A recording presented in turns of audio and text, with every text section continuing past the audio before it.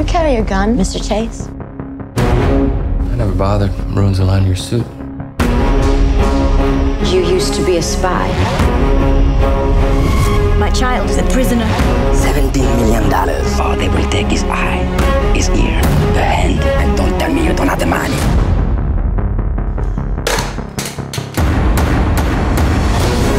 My former father-in-law only buys the best. It's time for you to do whatever it is he pays you to do. Let's hope you're half as good as everything else he's bought. We need to pay the ransom, Mr. Getty. I do not have the money to spare. No one has ever been richer than you are at this moment. What would it take for you to feel secure? More. I'm gonna find your son. You're protected from every threat. Unless that threat happens to be me. Mom. Paul, I just want to go home. Paul.